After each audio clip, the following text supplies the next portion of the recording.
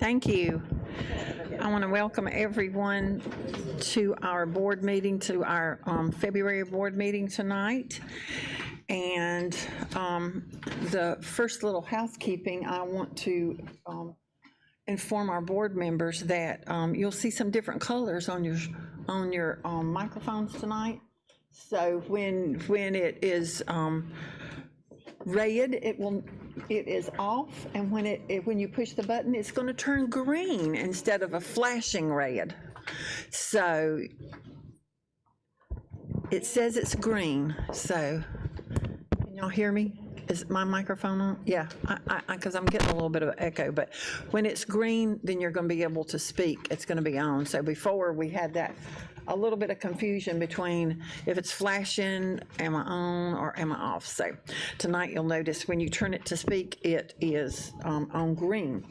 Also, before we get started, I want to take just a moment to personal privilege and thank Dr. Stiles for the Committee of the Whole was on February the 14th, which happened to be some kind of major holiday in the florist business, and I was not here, but I listened, and I do understand that Dr. Stiles and I think Miss Mosley was on that, and Miss Goodwin Caldwell that day were on the agenda committee, and they did a fabulous job. And I wasn't here. Dr. Royster wasn't here. Mr. Sailors wasn't here, but I understand that y'all finished in record time and efficient, and so we thank you very, very much for that. Okay, the first item on our agenda tonight is the welcome prayer and the Pledge of Allegiance. And I think that, okay. Was there anyone in our audience tonight? We have some people visiting. But we have some future students that could possibly go into the teaching profession. Of course, we always need a psychologist, and we need a political science instructor, and I mean, the list goes on. So ladies, I know you're specializing in other areas, but we do have these things that fit in our education system. We have a teacher cadet right over there who's going to be going to Clemson. So we have a lot of great things happening. So thank you, Ms. Bush. Thank you. Just wanted to recognize those in our audience. All right, and the prayer is, the Pledge of Allegiance. It doesn't matter, or you can do the prayer first. Let's go ahead with the prayer. Thank you. If everyone would stand, please. Thank you so much, Mrs. Bush. Let us pray. Our Heavenly Father, tonight we come to the end of February, the month that has been designated as the month we collectively recognize the accomplishments of numerous African Americans and people of color. Dear God, let us train our hearts that you love and recognize all men, because you created each of us with unique talents and abilities, talents that working together produce your desired future success, especially for your future generations. Finally, let us always be mindful that we have a document that states, we hold these truths to be self-evident, that all men are created equal, that they are endowed by their Creator with certain unalienable rights, that among these are life, liberty, and the pursuit of happiness. Dear God, let us learn to build trust and a sense of belonging. Allow us to embrace that each day we awake, we get another chance to get it right for ourselves and for the children of Greenville County. So together we give thanks for all of these requests and your unlimited blessings. Amen. All right, Mr. Sailors, I understand you have a special introduction for us tonight. Madam Chairman, thank you very much. Ladies and gentlemen, this evening it's my honor to recognize a young lady who is a student at Brushy Creek Elementary, 5th grade student, Kayla Gilchrist. Kayla is here today to lead us in our Pledge of Allegiance. She is a student with many interests and talents, including serving as a student council representative at the school, a member of the chorus, and she participates in Girls on the Run. She's also a member of the Brushy Creek Elementary Morning News Club, which broadcasts daily to the students in the community of the school. Outside the school, she is very active in many athletic events, and she aspires one day to be a hairstylist or a realtor. I could use a hairstylist and a realtor. She is accompanied this evening by her mother, Jessica, her father, Robbie, and her grandmother, Elaine Collins. And so, ladies and gentlemen, please help me in welcoming Kayla.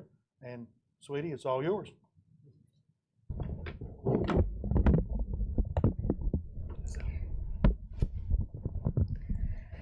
I pledge allegiance to the flag of the United States of America and to the republic for which it stands, one nation, under God, indivisible, with liberty and justice for all.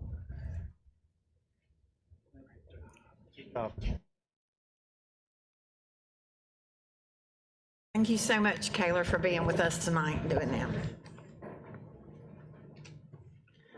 All right, the next item on our list is the adoption of the consent calendar. Motion to accept the consent calendar as presented. Motion and a second. Any discussion or amendments? All those in favor say aye. Aye. All those opposed? Ms. Bush, I'd like to thank you for the flowers I just shared You are very, with our very beautiful young lady out here from Brushy Creek who Two. did a great. Oh, did you get two? She got mine. Well, You can never have too many flowers, right? Never have too many flowers. So you are very welcome. I thought I would bring a little bit of spring to us tonight after this beautiful spring day we had. All right, so that motion carried. The people to introduction, Dr. Royster. Thank you, Ms. Bush. I'd like to introduce the newly appointed personnel, and with our newly appointed Executive Director of Student Services, Dr. Brian Skipper. Dr. Skipper, you stand.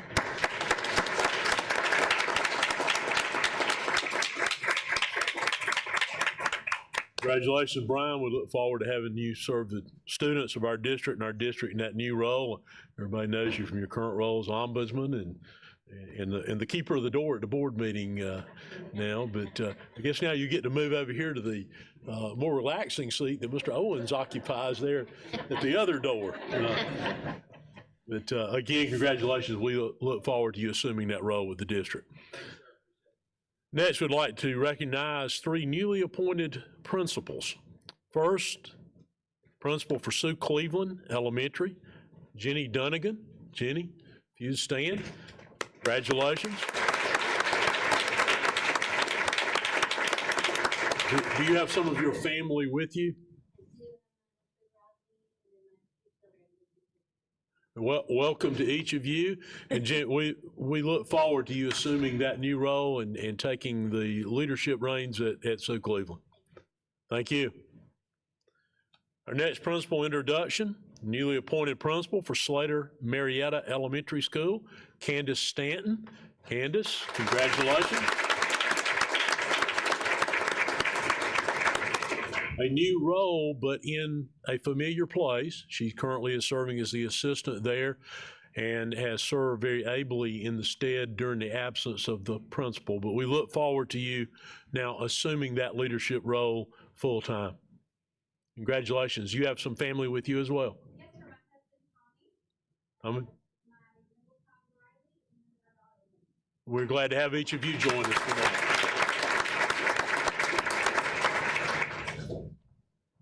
Our last appointment, the new principal for Fountain Inn Elementary School, Jessica Preisick. Jessica, congratulations.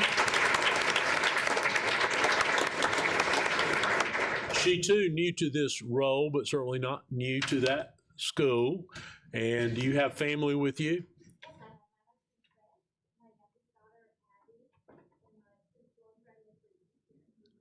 Okay. congratulations. We look forward to you moving into that role, and know that's that may be a challenging task because you're replacing an outstanding principal, and so now I'm gonna ask her to stand up. Though she's not an appointment, she's a transfer. Stephanie Reese, who has very capably served as the principal at Fountain Inn Elementary, who is moving to the leadership position at Grove Elementary School. Congratulations, Stephanie. Other than Jessica, did you bring anybody with you? Oh, okay. They've seen it before, so it probably it wasn't new for them. Again, congratulations to each of you. Congratulations. The next item on our agenda is the appearance of visitors. Dr. Stiles. As each speaker's name is called, he or she should proceed to the podium at the end of the board dais where there is a microphone and a light system. Each speaker has up to 3 minutes to speak to the board. The light will be green for the first 2 minutes and will turn yellow when 1 minute remains on the speaker's allotted time. In keeping with board policy KCA, abusive language or personal attacks aimed at students or staff members will not be permitted. All speakers are expected to behave in an orderly and respectful manner. The board will not engage in discussion with the speaker or respond to comments. The superintendent will designate a member of his staff to respond to each speaker in an appropriate and a timely manner. Thank you. All right, the first person to speak tonight is Stacy Sherman.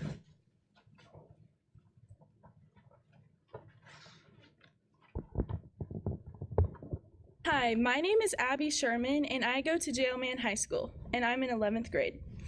I am here today to discuss the issue about one of my classes. I'm taking pre-calculus honors this semester.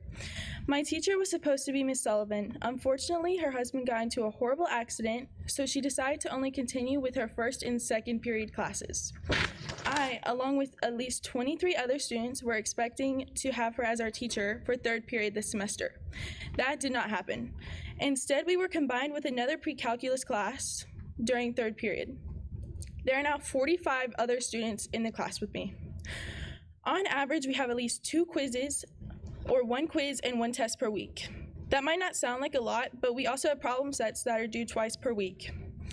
Our new teacher, Mr. Bowen, is a great teacher, but he has to grade on average 184 assignments per week just for our class. Because he's overworked, our test grades are way behind. Mr. Bowen knows that we're struggling because of the class size, and he provides tutoring at least 5 times per week, which is a lot. I go probably 3 to 4 times per week to his tutoring to keep up with the fast pace. I also get private tutoring 2 times per week from my uncle. Today, there were at least 15 students in tutoring to prepare for the test on the material we don't know, which is good that other people are coming for help, but then again, each student won't be able to ask their questions in the 35-minute time span in the morning available for tutoring. I don't think the expectation of students learning a unit every week and a half with this circumstance is fair. There's little to no extra credit opportunities given, and for students that aren't good test takers, they are struggling. I have an 80 in the class right now, which isn't bad, but I know the majority of the students also in my class have a lower grade than me. I'm taking 3 APs additionally this semester, with all of my other grades being high A's. This is an honors class. Why am I committing the majority of my nights just trying to understand the material that I should be learning in 90 minutes? 46 students to 1 teacher is not an environment that leads to success. It is wrong, and it is the law. Section 4.3a says that a high school class may not exceed 35 students. We are at 6 weeks, and we are all drowning. Help us all thrive by reducing the class size. Thank you for your time. Thank you, Ms. Sherman. Our next speaker is Terrell Brown.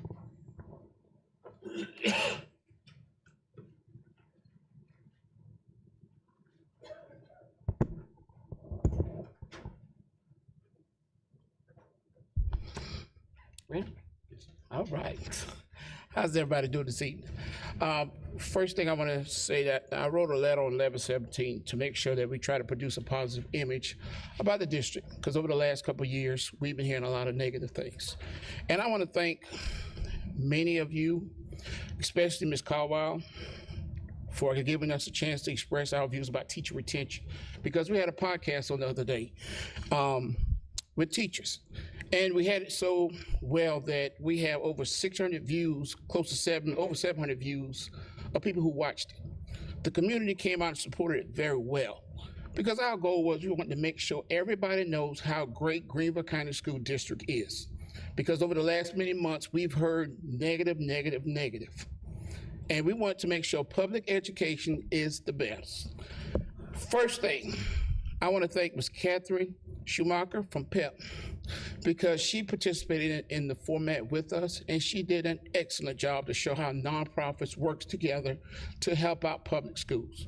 I want to thank Ms. Caldwell once again, because she analyzed everything, how everything is broken down with salaries, budgets, and everything in the school district. I wish I could give her a red velvet cake, but she ate chicken wings the other night, and she had a good time. It's a good barbecue, too. And also Mr. Adrian Mays from Hughes Academy. He did an excellent job about his field expertise as a administrator. And Area 24, please give him a shout out tomorrow.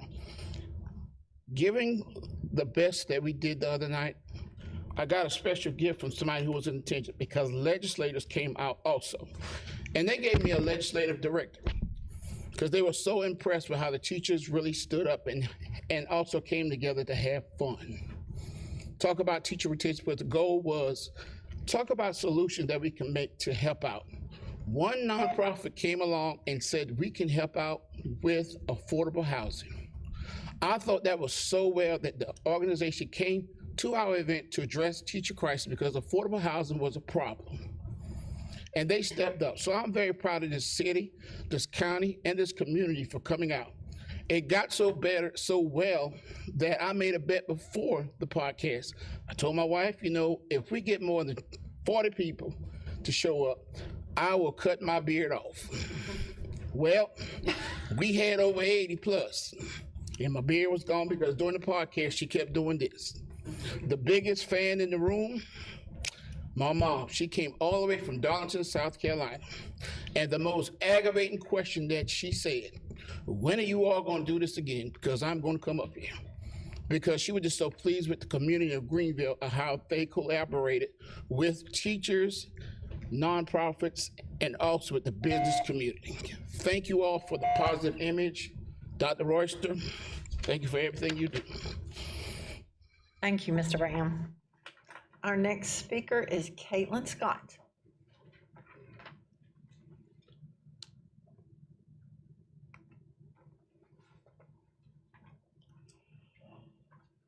Good evening. I'm Caitlin Scott. I serve as an instructional coach at Malden High School, as well as co-chair of our district's teacher forum. And I just wanted to come tonight and celebrate with you all the fantastic turnout that we saw last night at the State Department's public listening session for recruitment and retention. Through teacher forum, we were actually able to organize 91 of the attendees that were there last night. That's 73 classroom teachers, 4 instructional coaches, 3 administrators. We had media specialists, school counselors, interventionists, and the list goes on. Just a wide variety of people there. 17 of the 31 speakers were members of our group, and over 14 written statements that I counted were also submitted, just on the topic of teacher retention. So I want to just list some of the recurring themes that we heard throughout the night here. I know you'll get a more thorough debrief, I'm sure, but just throughout the night, obviously the number one thing that was mentioned was just trying to streamline the workload on teachers to reduce that burnout. Teacher pay was mentioned, class size was mentioned repeatedly. Harmful legislation at the state level was repeated several times. Paid parental leave was mentioned as an option to offer to teachers. Mentoring programs, evaluation programs. And then another common, a frequently mentioned thing was a lot of teachers, particularly at the elementary level, seem to be really concerned about behavior, student behavior, interfering with their ability to give instruction and keep kids on grade level. So I just wanted to kind of put that in your ear as well. I think, it speaks for itself, the amount of the turnout that we saw, the investment that our teachers have in solving this crisis. And I wanted to mention my appreciation for you guys at the district level. It seems like the investment is mutual. Dr. Stiles, I want to thank you personally. I can't imagine the enormous amount of time and energy that you've already put into that, and then what else is ahead of you. Your sincerity really shines through, and we see you and we appreciate you. Dr. Royster, we saw Mr. Davies, Ms. Horton, we saw Dr. Hogan, we saw several district administrators there last night, and your presence meant a lot to us, so thank you. I also want to shout out Jeff McCoy and Morgan Clements, who led a focus group on teacher retention. It was a separate event, but it was for district teachers within Greenville County. Just the honesty and transparency that was in that conversation and the eagerness to problem solve in partnership with teachers was much appreciated. So as always, Teacher Forum is always looking for opportunities to engage in conversation with all of you. We appreciate everything that you do for our kids all across our community. Thanks. Thank you, Ms. Scott. Our last speaker of the evening is Michael Joy.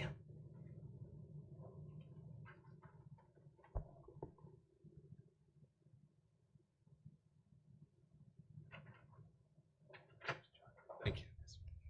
Well, you know me, the first thing I want to say is we're here for the children. Let's lift them up in our hearts, keep the focus there, right?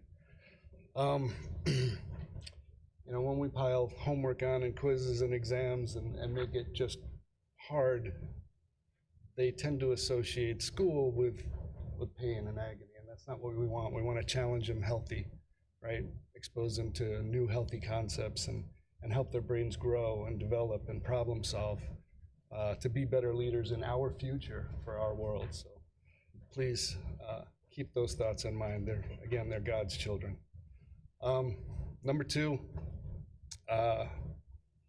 we've had discussions in here about pornography in the past, and I just simply want to say again, it's illegal. It doesn't belong in our schools, our public schools, right? When you know better, you got to do better. So let's not mince words. Let's get it out of schools. Number three, last time we were here, there was some discussion about Department of Education and how old it was and how it should be the cornerstone of school or whatever. I would urge that when we do that, we're putting the creation before the creator. And when we put man before God, we will only achieve what man can create. When we put God first, it's limitless. We lost the voluntary prayer in 1962, and I would say that has hurt our education system. And I would urge that we at least take some thought, some consideration. All those discussion about bad books in the schools, have we ever asked the question, is the Bible available in the school? I don't know that answer, and I wish somebody would say that answer for me. That would be great. In Jesus' name I pray. Thank you, Mr. Joy. The next item on our agenda is the superintendent's report. Dr. Royster. Thank you, Ms. Bush. Excuse me. I'll be brief tonight. Not really a formal report. I do want to make a couple of recognitions, however. Captain Reinhardt. Captain Donnie, come out here.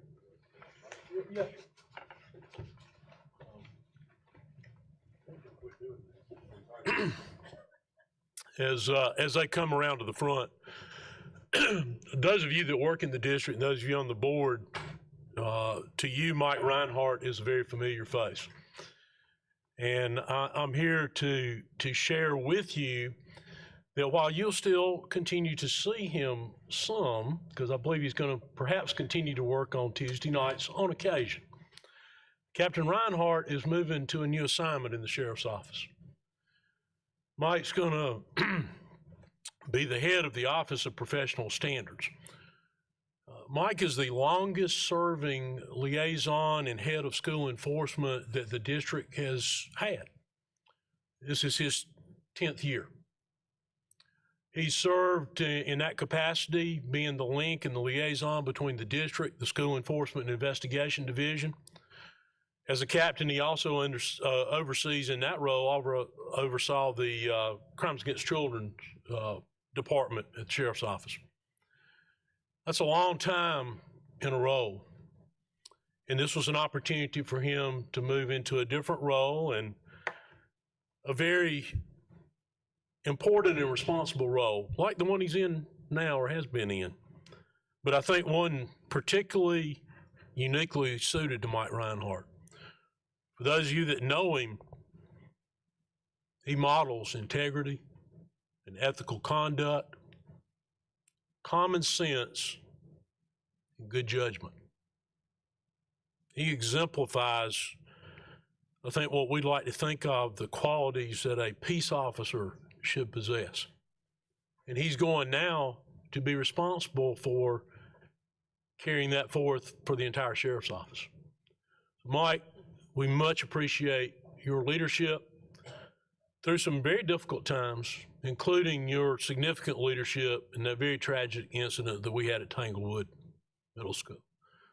So we appreciate it. Well done. We know that we'll continue to see you and continue to call upon you, but thank you for what you've done.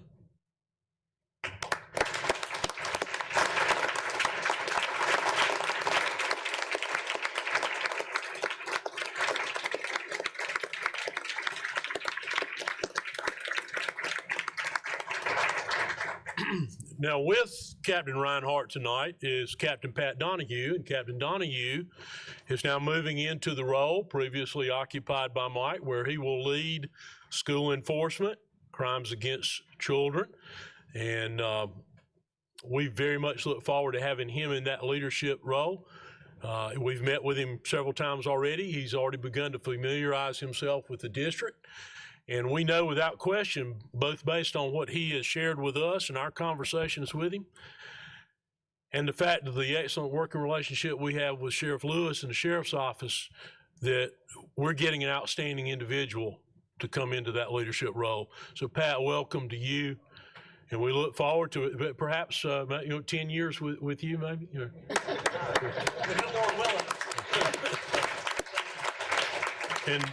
And I would be remiss, is Hans still back there? Lieutenant Weinmuller, where is he? He didn't go home already, did he?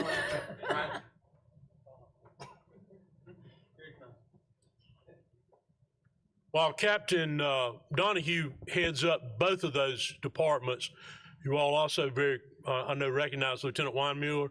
He will be staying with us in his direct leadership role of the Office of School Enforcement and Investigation, and the vital work that they do in protecting and serving our students and our communities. Every day, we have 11,000 employees interacting with 79,000 students and serving an extremely large community spread over 800 square miles. And when you think about the fact that most of those are within 12.3 million square feet of our buildings, a population density that probably rivals downtown New York City. So it's an extremely challenging policing job, law enforcement job, and we're very fortunate to have all of these individuals and those who work for them and those who work in our other agencies that serve us to be there for us every day. So thanks to each one of you.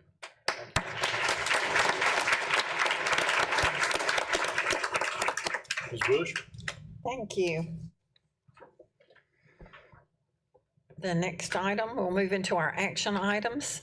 The first item under action items is innovative course approvals, and the recommended motion from the Committee of the Whole is to approve the local board courses as presented. It needs no second coming from the Committee of the Whole, so is there any discussion? All those in favor say aye. Aye. All those opposed? Motion carries.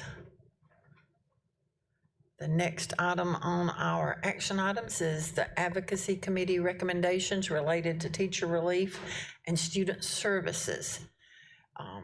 The recommended motion from the Advocacy Committee is to approve the 4 Advocacy Committee recommendations related to teacher relief and student success as presented. Is there any discussion? Seeing no discussion, all those in favor say aye. Aye. All those opposed? Motion carries. 5.03 is the sale of property on Blythe Drive.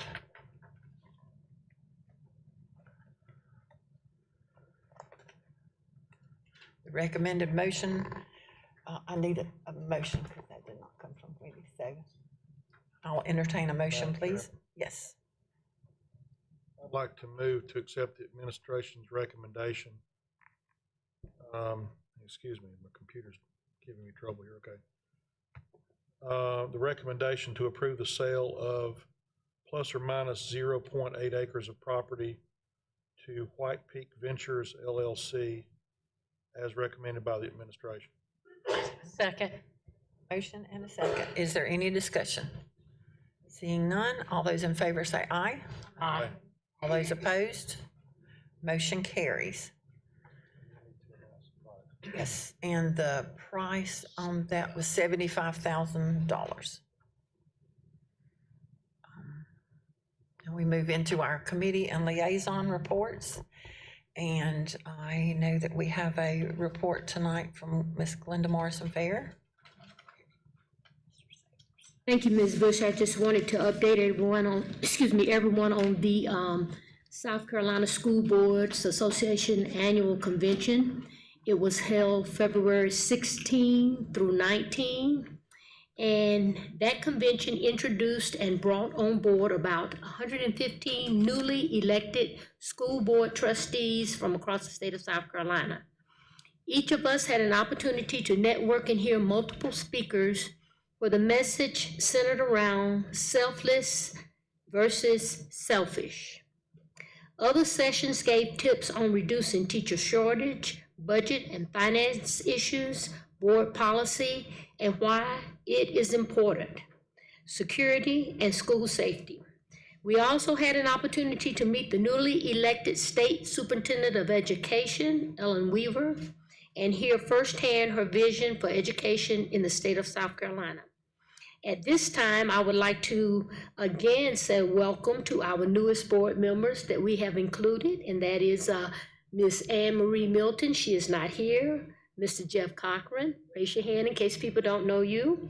My seatmate, Miss Amanda Brett, and Miss Ann Presley. We welcome you to our family, and we all look forward to working with each of you as we work to make Greenville County the best in this nation. Thank you, Ms. Bush. Thank you, Ms. Morrison-Fair. Well said. Mr. Sailors, you have a report from the Advocacy Committee. Yes, ma'am. I appreciate everyone's support of the action item earlier and the committee's work in that regard. We're still working on some issues connected to growth in the county with the county itself. That is work that, as I've reported in the past, is ongoing. Also, I'd like to remind everybody that we do have a breakfast meeting this coming Friday morning with members of the Greenville County Legislative Delegation, which will be at the Roper Mountain Science Center. Dr. Royster will be making a presentation, and I hope that we have a very productive conversation. Also, afterwards, anybody that's interested in participating, we will take a brief walkthrough of the new career center that's under construction on the property. There's some interest from the delegation about that. Normally, we don't visit it as a board until the construction is a little further along than it is right now. But it is a safe environment, so we don't have to worry about any issues related to the construction project. That's my report for tonight. Thank you, Madam Chairman. Thank you. The last item on our agenda tonight is the finance report. Dr. Royster. Thank you, Ms. Bush. You have the financial information in front of you. Ms. Stack, I don't believe has anything of particular note to draw your attention to, but we'll be glad to try to answer any question that you might have or provide the answer for you. Excuse me. Any questions? Yes, Ms. Dillon. Thank you. On the general fund form, the fourth line item is interest on investments. there's a significant increase in the amount expected to be received. Can you tell us why that has changed this year? Interest line? Mm-hmm. And 1, 2, 3, 4. Yeah, the fourth line. So our interest rates have increased dramatically since we actually put the budget together. When we put the budget together, the interest rate at that time was like 0.52%. And as of this month, December, it was 4.32%. So the interest rate has increased based on the raised percentages by the federal government. Okay, thank you. You're welcome. Thank you. Any further questions? Seeing nothing else, I will entertain a motion. I would entertain, I would like to make a motion to adjourn. Right. Motion to adjourn in several seconds. All those in favor say aye. Aye. All those opposed, motion carries. We stand adjourned. Yeah. Oh.